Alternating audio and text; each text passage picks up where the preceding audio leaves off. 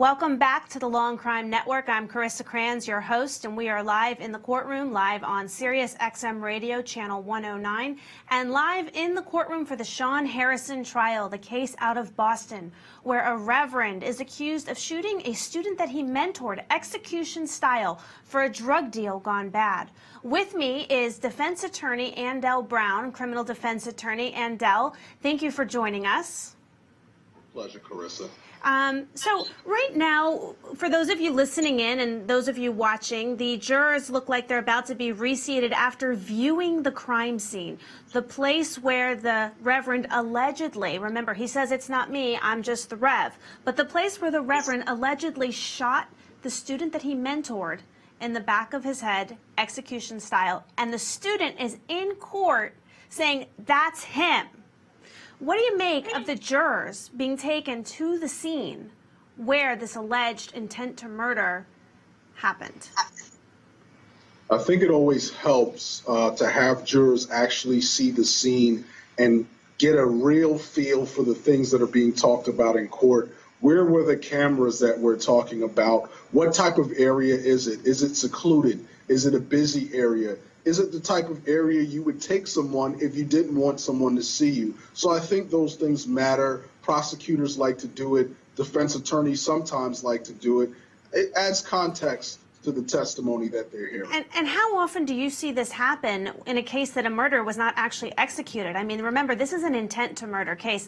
The victim, Luis Rodriguez, survived, and he's taken the stand as a witness in this case. We just saw him we just saw him on the screen right now pointing to the place behind his ear where the bullet entered his head. How common is it for jurors to actually go and scope out a scene of a crime where no murder actually occurred? It's not very common, Chris, and I think you kind of touched on that in that this is not a murder case. Typically, that type of expenditure of resources is reserved for murder cases, which are the most serious. And that's a key thing you're saying, expenditure of resources, right? So the judge and the state needs to be accountable to taxpayers. I mean, it's an expensive field trip. You have buses, you have authorities to escort them. I mean, that's not a cheap excursion to go check out and scope out a crime scene. Not at all. And especially in this case, I'm not sure what they hope for the jurors to gain from going to the scene that they wouldn't necessarily get from testimony, because it seems like it's really based on the credibility of the alleged victim says this was the guy that shot me. They have other witnesses coming in to say this guy was posing as a teacher, but he was living a double life as a drug dealer and a gangster. I don't know what the scene is going to tell them about that particular point. I think we're going to have to throw to a quick break, but I think just to answer your question of what the scene may or may not glean light on, we don't really know because we're not familiar with the area. But the jurors are from the area, so they may go to the scene and they may see, this is a scene where gang activity seems to take place. It's a little seedy. It's a little sketchy. It would be for us. Just giving legal analysis, we're definitely interested, but I would assume that the jurors who are from the area, and that's the benefit of picking a jury pool that can bring unbiased experience to their deliberation room, could gain some insight from this excursion. Anyway, we need to throw to a quick break, but stick with us, and we're going to go back into the courtroom live and then have some more in-studio analysis. Stay tuned.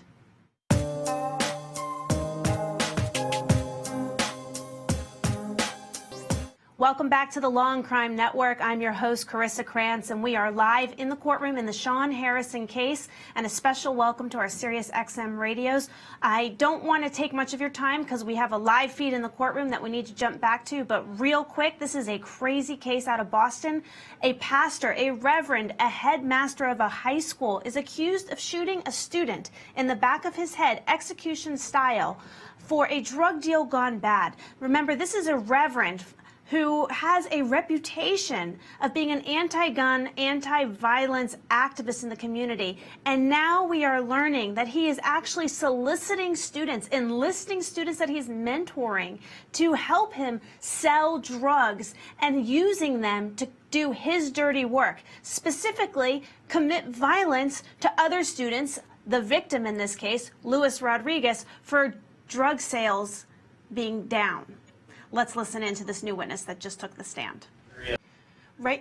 Right now, we're listening to testimony from the Boston Police Crime Lab investigator, Doug Calabresi. He is significant and important because he is the one who, I think, we're listening in. I'm not positive yet, but it appears he's the one that got to examine the Reverend Shaun Harrison's cell phone, which is going to lend more evidence in the prosecution's case to build their case for an intent to murder charge for shooting the victim, the student, the 17-year-old boy, execution style in the back of his head for drug sales that have gone down. Let's listen in and see what else he has to say, and then we'll come back for some in-studio analysis. Again, this is the Boston Police Crime Lab investigator, Doug Calabresi, and right now they are authenticating the cell phone that he investigated, and we'll see why if we listen in.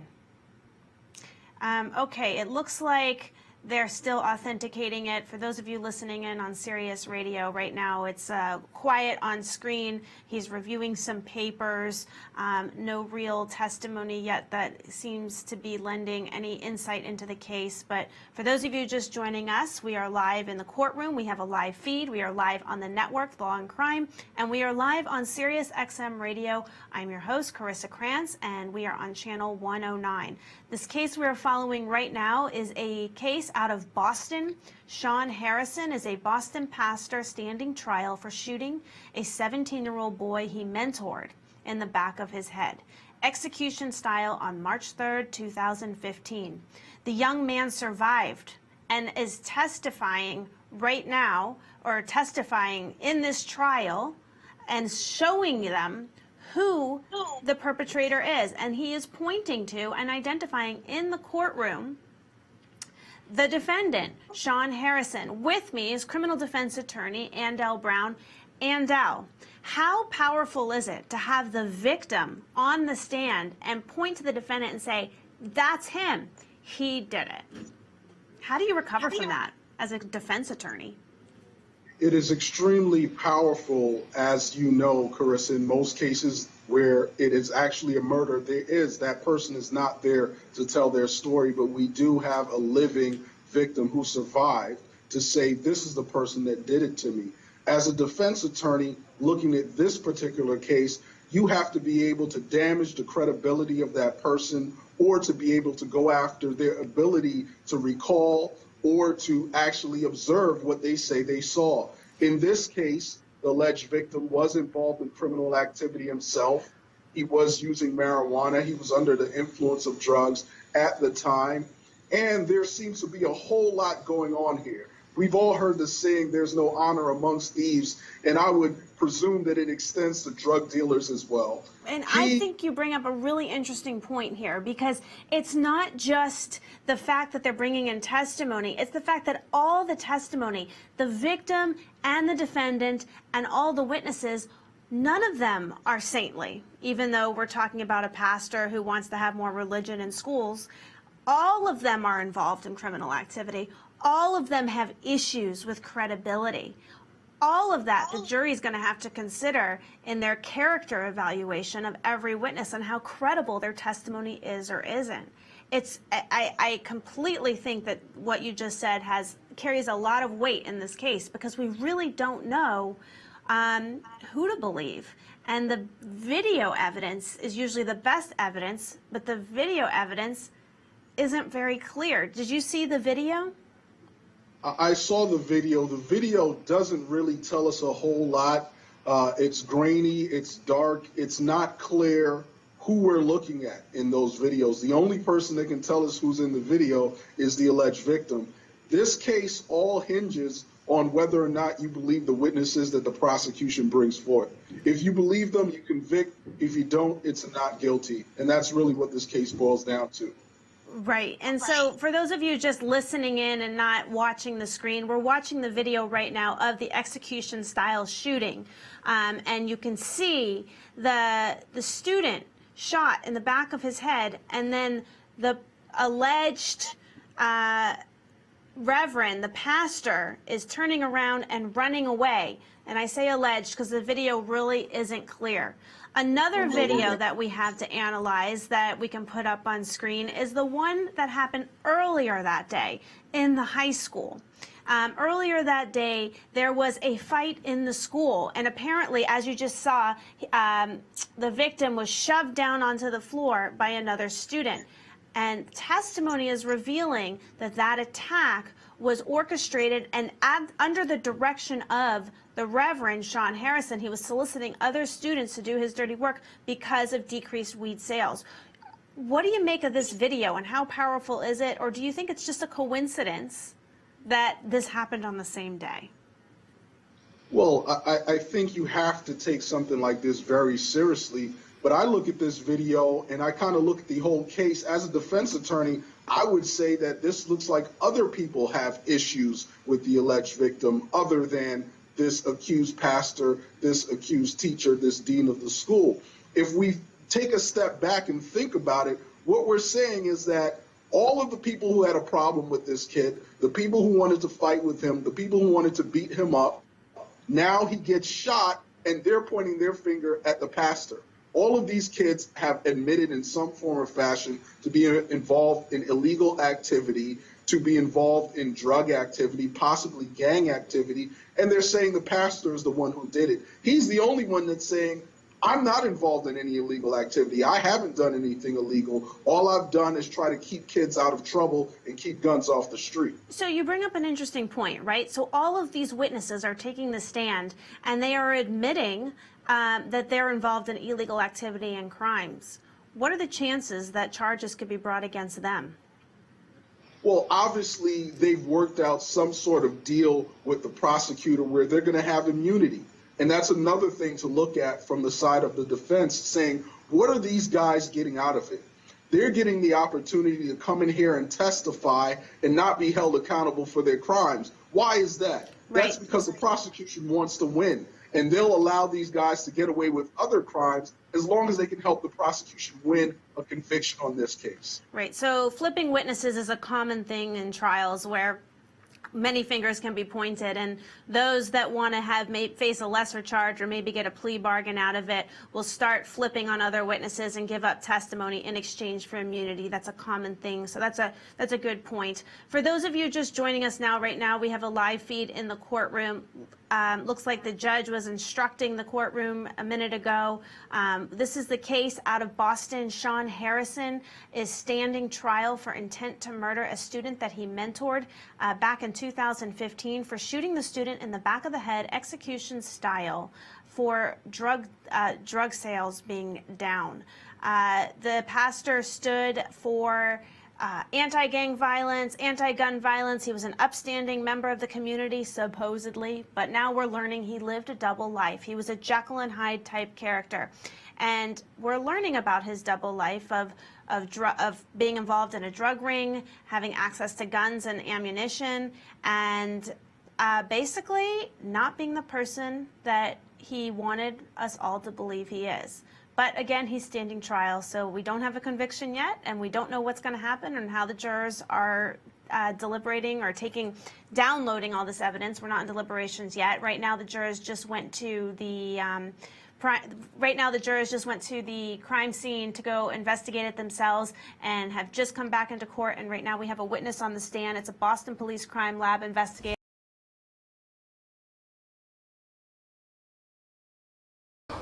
Welcome back to the Law&Crime Network. Right now, we're listening into testimony in the Shaun Harrison trial. We have a witness on the stand. Her name is Jacqueline Masua, and she is a forensic analyst, and she is bringing in evidence right now. They are authenticating her as an expert to discuss gunpowder residue.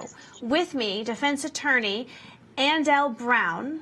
Andell, what do you think the prosecution is getting at with this testimony, and what is it that we can expect to hear? Well, putting a witness like this on the stand, I would expect that they're going to be able to introduce some type of gunshot residue evidence, either found on the hands or the clothing of the defendant, that they would use to show that within the time frame alleged, he fired a gun. That's what I would expect to see when we're going to have this type of expert testify, or they're going to say that there wasn't residue, or there were particles found, and try to explain why that happened, even though he fired a gun.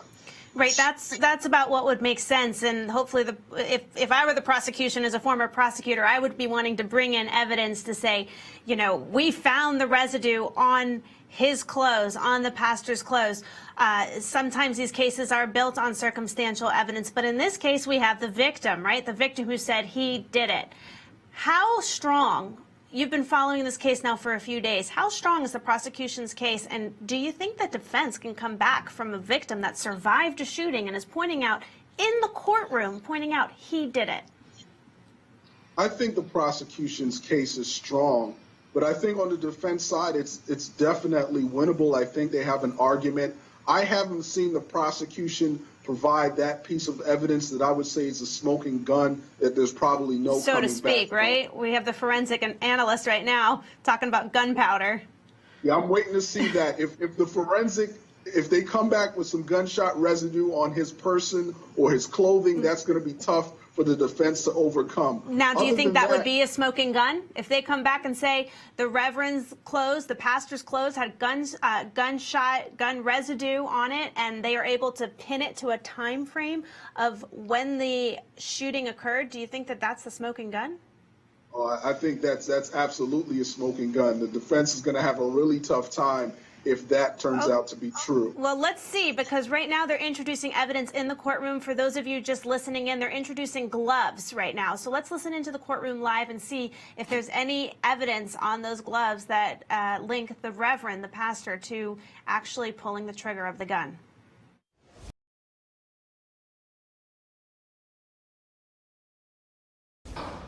Welcome back to the Law&Crime Network. I'm Carissa Kranz, your host, and with me I have criminal defense attorney Andell Brown, and we're here to provide some in-studio analysis with some what's going on live in the courtroom right now in the Shaun Harrison trial. This is out of Boston.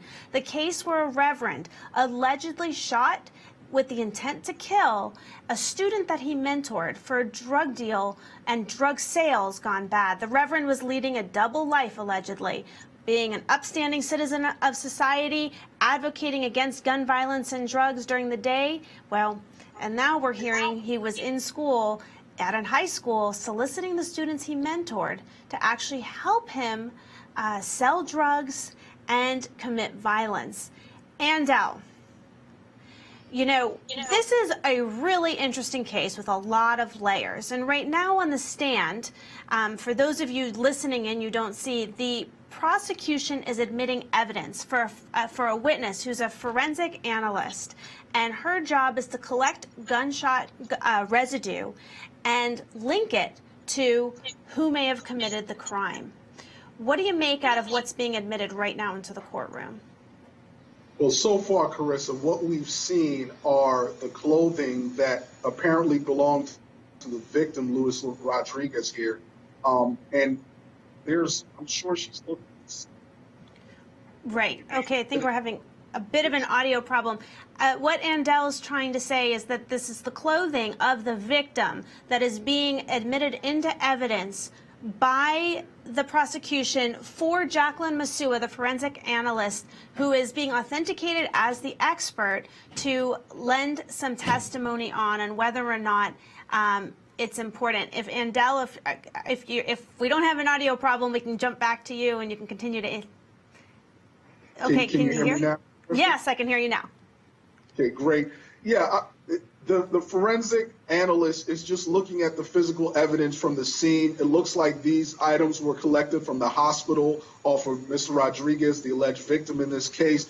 And it appears she's analyzed them not only for gunshot residue, but any DNA evidence that she could gain to see who used these clothing, whether or not they belong, the DNA that she's looking at belongs to the alleged victim, whether they belong to the defendant. If you see here, if you're watching the screen, for those of you listening, the person handing her the evidence is wearing gloves, and she's wearing gloves as she's looking at the evidence to inspect it, to authenticate it, and before it's admitted into evidence as being the actual items that she inspected. So that goes to what you're saying about DNA. Yeah, they have to maintain the integrity of the evidence, make sure it's not contaminated or ruined in any form or fashion so that the jurors can trust the results and the testimony that they're getting from this evidence and this expert. Right. Well, and part of maintaining the integrity is authenticating the chain of custody. Do you, as a lawyer, you've probably admitted lots of evidence into, like this, hard evidence, physical evidence. How important is the chain of custody? And for those of us that aren't lawyers, let's break it down. What is chain of custody and why is that important? Well, the chain of custody is absolutely important. If that chain is broken, if we can't trust that the evidence was collected in a way that we can rely on and preserve and maintain properly, then we can't admit that evidence, we can't admit that piece of evidence into the actual trial because we can't rely on it. We can't rely on its integrity. For instance, if you look at these various pieces of evidence that is either being handed to her or she presents, they're usually sealed, and they're sealed. They have names, they have dates, they have the names of the individuals that have handled them. Each and every person that has handled this piece of evidence has to account for how it was handled. Each and every area this evidence was, every test that's done, it has to be preserved properly so that once it comes to court, we can trust the results are actually reflective. Right. Okay. All right, Andell, yes, thank you. I think you cut out again a little bit there with the audio, but it is important. The chain of custody is critical, and in the end, the jurors get to listen to all the evidence that's admitted, including the testimony and the direct evidence and the physical evidence. It's all going to be admitted, and then they get to decide based on the totality of the circumstances how they wish to come down on a decision. We're going to continue to evaluate this and analyze this together. Andell Brown, criminal defense attorney, is going to stick with us on set, and you should stick with us too, but we have to throw to a quick break. Stay with us.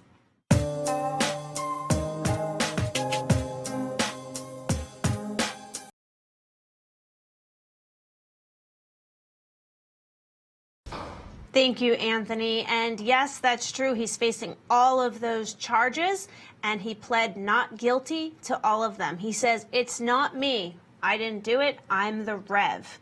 With me, criminal defense attorney Andell Brown is here to dissect this case and dive deeper into it with some in-studio analysis. Andell, thank you for staying with me here. We have some key testimony. Kevin Perez, another student at the school who was solicited by the Rev, how he likes to call himself, to sell drugs and help him participate in this gang-like activity. What do you make of Kevin's testimony so far? And then after that, we're going to jump back into his direct examination so the audience can hear some of his key testimony.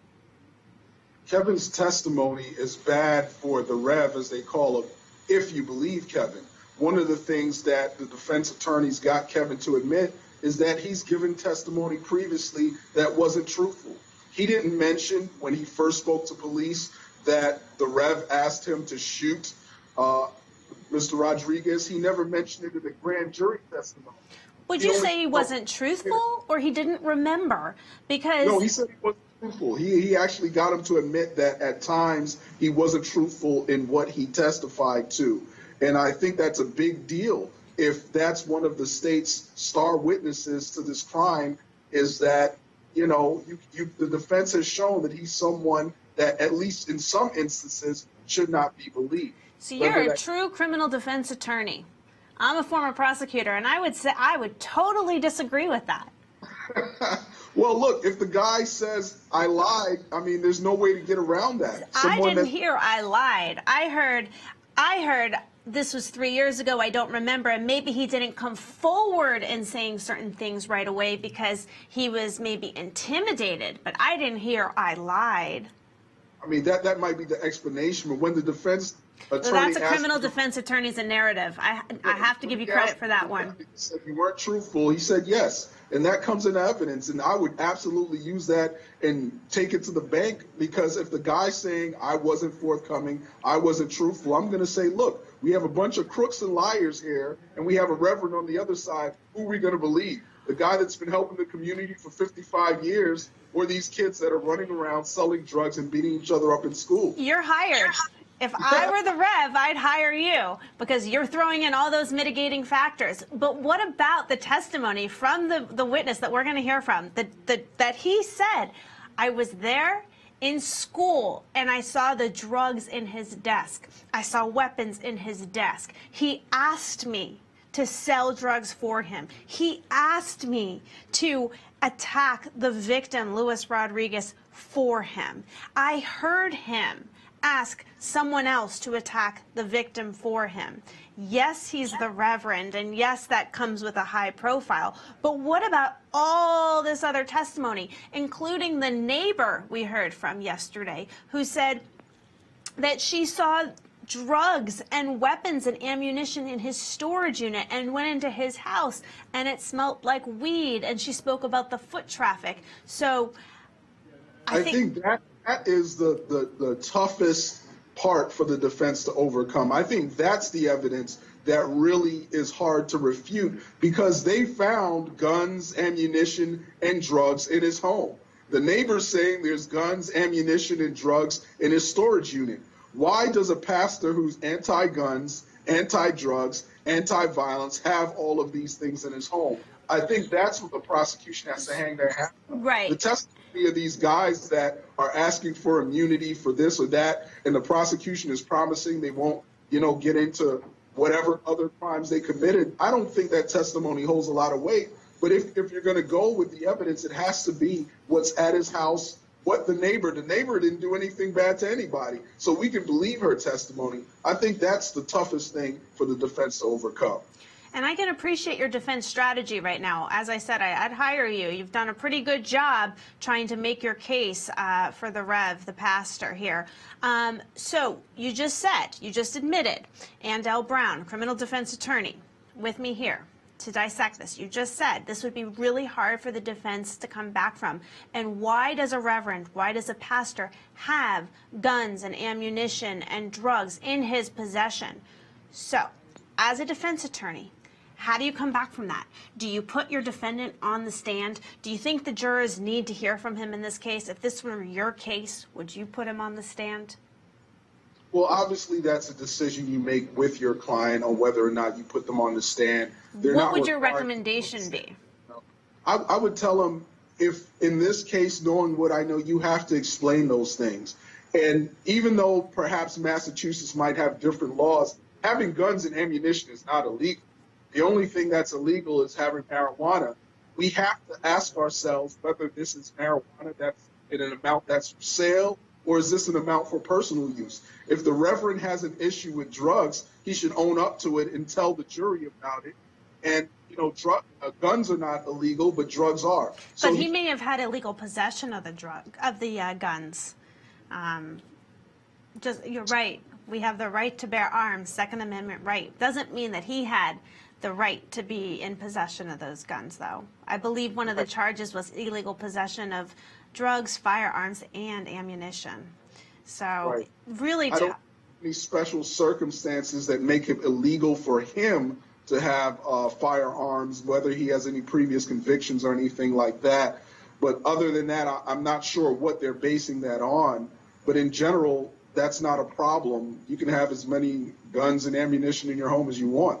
There's no law against that. Certainly makes for a Jekyll and Hyde type character. For those of you just joining us, we are live in the courtroom, live on Sirius Radio, and you can download us on our app. I'm your host, Carissa Kranz, and we are watching and dissecting in the courtroom the Shaun Harrison trial. This is the case out of Boston, where a reverend, a pastor, is accused of intent to murder of a 17-year-old boy for shooting him in the back of his head, execution style, because why? Decreased drug sales, slumping weed sales.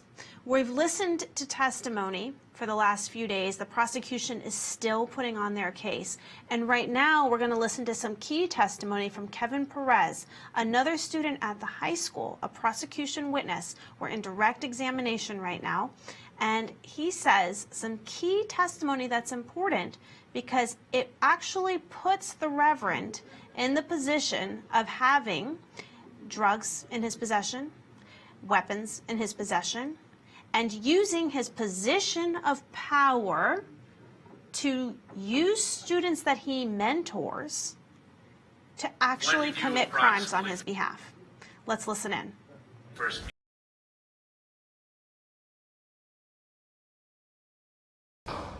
That's Kevin Perez, a prosecution witness on direct examination, pointing his finger at the defendant, identifying him in the courtroom, saying the Reverend Shaun Harrison showed him at school drugs, weapons, a knife. He was just saying this big. He was using his hands and showing the size, and pretty much giving some damning evidence that the defense is going to have to get out of. So, speaking of defense strategy, let's bring on with me criminal defense attorney Andell Brown. Andell, we were speaking earlier in the show about Kevin Perez, this witness, and you were saying why he's not credible. We're going to go into some cross-examination in a minute, but before we do, what would be your strategy on cross-examination to bring out your point that he's not truthful and that he's not credible and that the jury should not believe him? Well, I would go with a few things. Number one, the various conflicting statements he's given, whether they directly conflict or he's omitted very important information.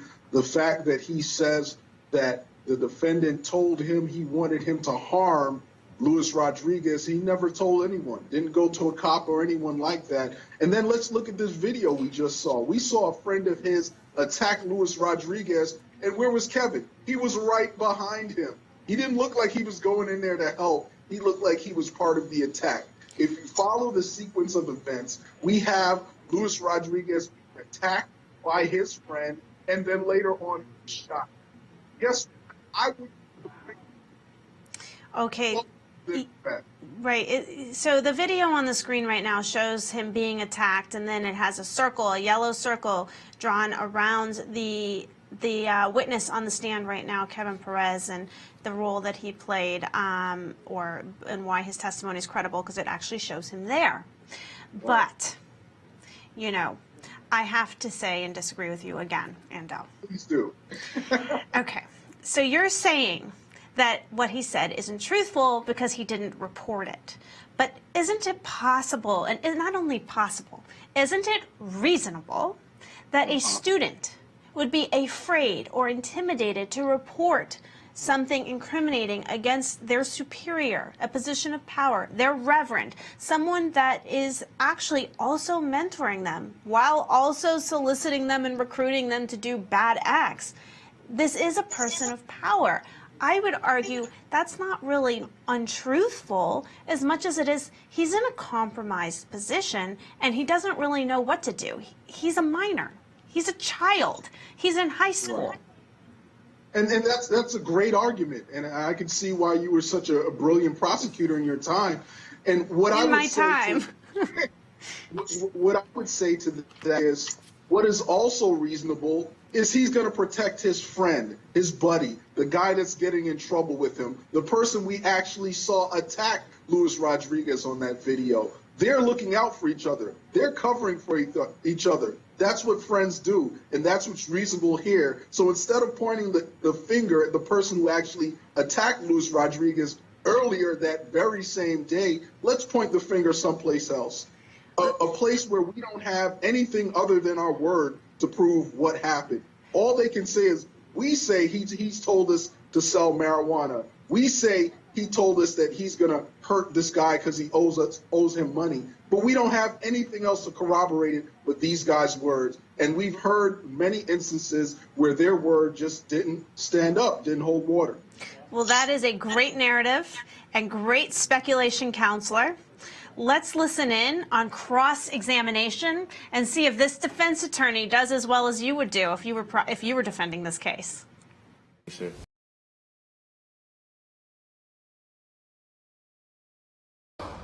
Thank you, Anthony. Those are the top crime stories of the day. But right now, we are watching the Shaun Harrison trial live in the courtroom. And with me, I have Andell Brown, criminal defense attorney. Before our break, Andell and I discussed Kevin Perez, who's currently on the stand right now. We're listening to his testimony. We listened to direct examination. And Andell told me his strategy for cross-examination. Right now, we're in the middle of cross-examination and listening to that testimony. Before we jump back into it, I want to ask you, counselor, how do you think it's going? I think it's going great. If I was a defense lawyer, I would be very pleased with the direction things are taking. I think one of the things that you want to bring out is Shaun Harrison a mastermind or not?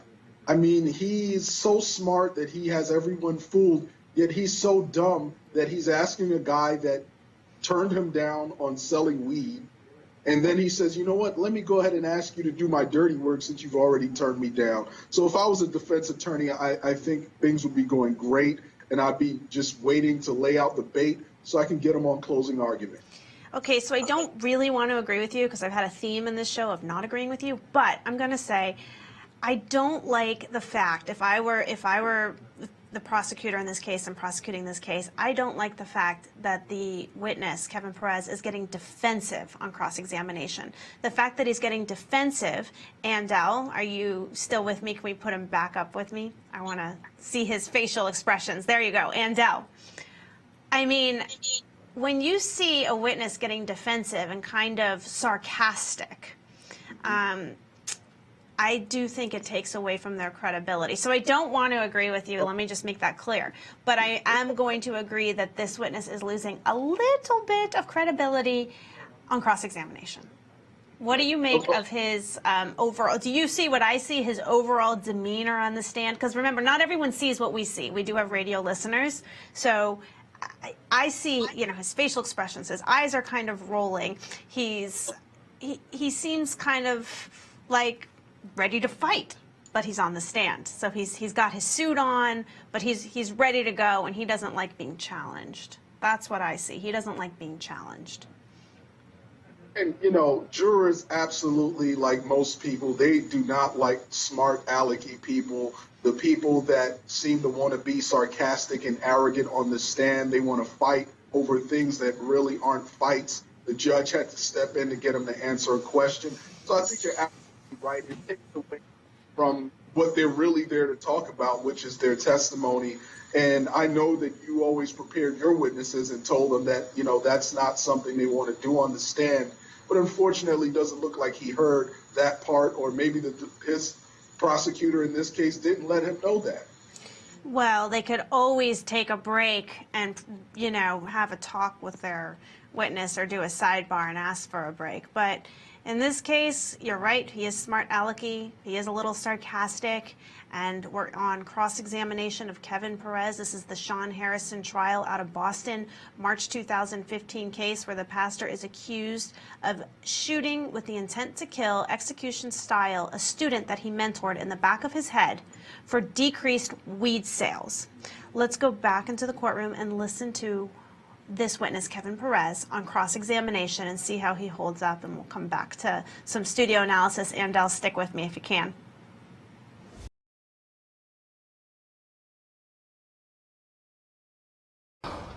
Kevin Perez, ladies and gentlemen, a prosecution witness on cross-examination. And I can say, let's bring our defense attorney back on, Andell Brown.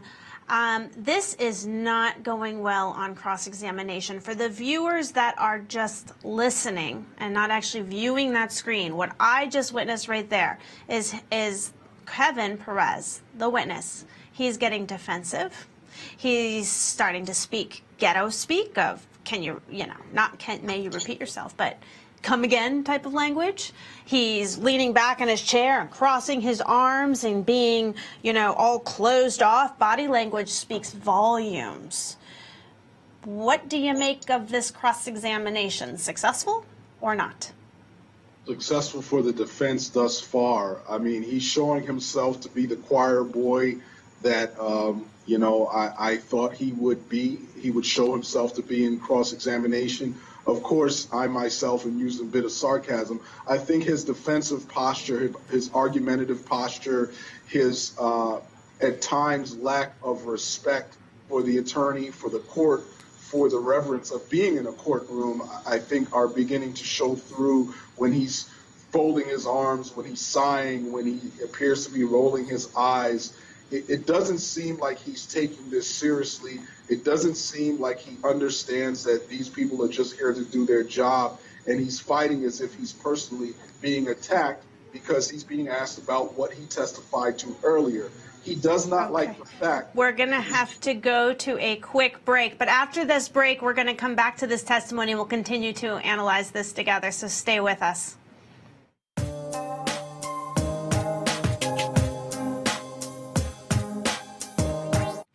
Welcome back to the Law and Crime Network. I'm your host, Carissa Kranz, and we are live on Sirius Radio, live in the courtroom and live in the network, which you can download on our app and you can watch us there.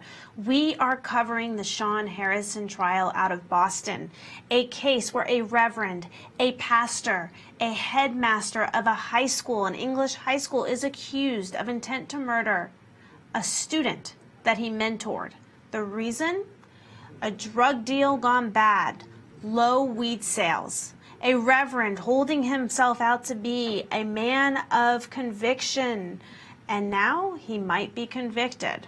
This Jekyll and Hyde character holds himself out to be an anti-gun, an anti-violence activist, and yet at the same time is soliciting and recruiting students that he's mentoring to work for him, to sell drugs for him, and to actually commit violence on his behalf when drug deals are not going the way he would like for them to go.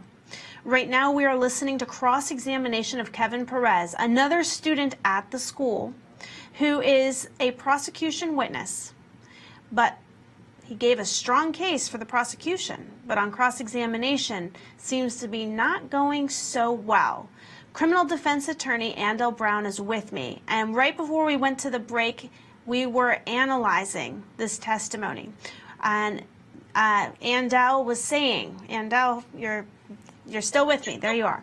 You were saying how the lack of respect in the courtroom, the argumentative behavior, the body language of crossing your arms and breathing heavy and rolling your eyes is exactly what you would be looking for in cross-examination as a defense attorney. And I agree, from the state's perspective, this cross-examination isn't going well. You were cut off right at the break, so I want you to pick up and let everyone know what you were trying to say and finish that thought, because this isn't going well on cross. Thank you, Carissa. I still think the case is going well for the state, by the way, but I don't think this cross-examination is going well. I think the state has a good amount of evidence, but I think these witnesses are problematic.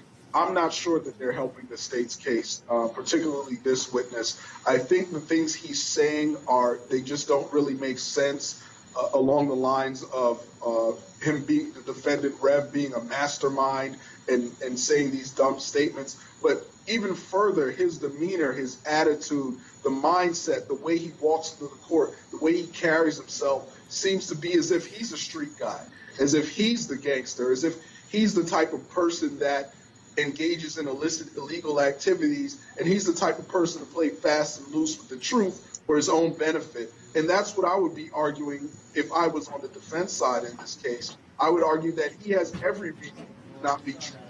Right, and I would agree that, during direct examination, for those of you that watched it and even listened, Kevin Perez seemed much more put together. He seemed much more professional. He has his suit on. He's more poised. His voice is calmer.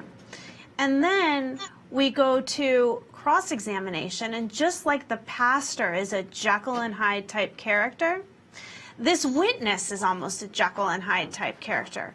We now see the student that poised himself, postured himself on direct examination to say, I turned down the reverend and pastor.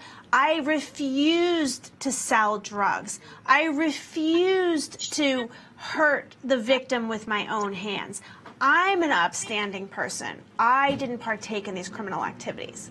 And now we see him on cross-examination, and he's getting defensive, and he's going into attack mode. But he knows he can't attack because he's in a court of law. And you are seeing this, like you said, street kid who looked professional now turn a little gangster on us in the courtroom. Not going so well on cross-examination for the state. Let's jump back into the courtroom and listen into more cross-examination from Kevin Perez and see what the jury is actually going to hear and take back to them with them to the deliberation room at the end of the case.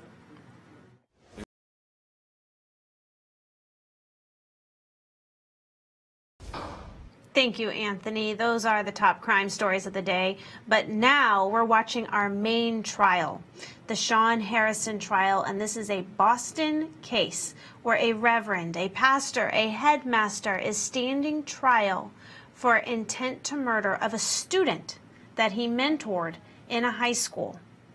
The student was shot in the back of the head, execution style. And the motive seems to be decreased weed sales. That's what's coming out during the prosecution's case. And right now, the prosecution is still putting on their case.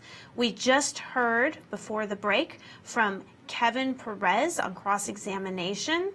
And with me is criminal defense attorney Andell Brown. Andell, you and I both agree that cross-examination is not going so well. But I still think the state's case is pretty strong. What do you think? I think the state's case it's strong, but I don't think it's all the way beyond a reasonable doubt at this point, based on the evidence I've heard. I think there's some questions to be answered that I have not seen being answered up to this point. I think one of those questions is when they talk about this motive, they say decreased weed sales is the reason that this reverend, this anti-violence, anti-gun activist, 55-year-old teacher, dean of the school there, decided to take the life or tried to take the life of Luis Rodriguez. And I just don't see how that makes a lot of sense. Typically, when you're talking about marijuana and marijuana dealers, unless they're dealing in bulk, it's a very low-level crime. It's not a whole lot of money involved. I mean, seriously, how much money could this high school kid have owed? Probably selling weed to other high school kids that Shaun Harrison would decide to throw away his career, throw away his life, and try to commit murder for the first time at 55 years of age. I just don't see how that makes sense. Either he's the mastermind the state casts him to be, or he's just not very bright, and he can't be both at the same time. Right. Well, the jurors are instructed to use their common sense, so if it doesn't make sense to you, maybe it won't make sense to them. But we'll see. There's been a Jekyll and Hyde character here of the Reverend for sure, and there's been Jekyll and Hyde characters among these witnesses as well, including the victim. Right now, if you're watching us on the screen, we have in the courtroom a live feed and a witness, Jacqueline Massou. She's a forensic analyst, and she collects gunpowder residue and analyzes it. Earlier, she was admitting evidence from the victim taken from his clothes from the hospital to analyze it. Then the court took a quick break, but she's back on the stand live discussing some evidence that's being admitted and authenticating it. We discussed the chain of custody earlier today on how important it is to keep the chain of custody pure so the evidence that's admitted is as authentic and uncontaminated as possible. Let's go back into the courtroom live and listen into what she has to say.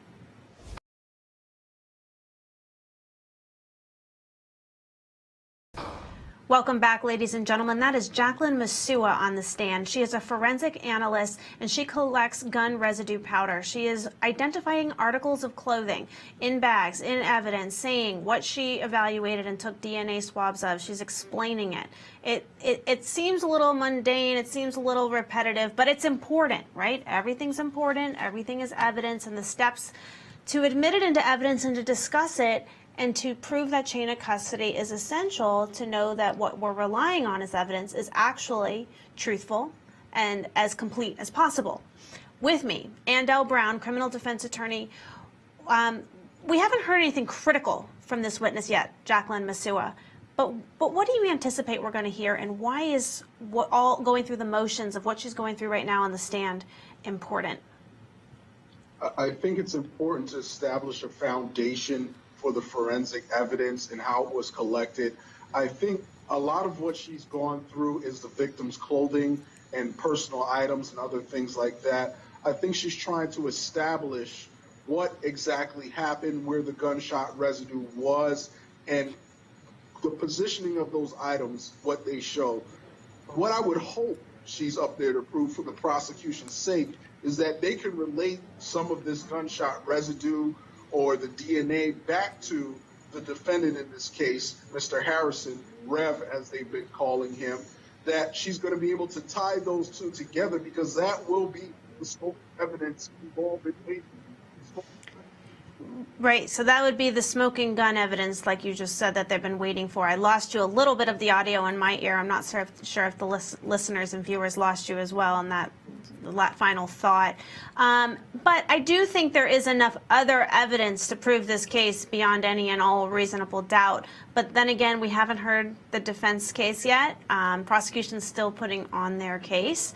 And let's listen in, because she's on the stand right now and it seems like she's being asked some questions.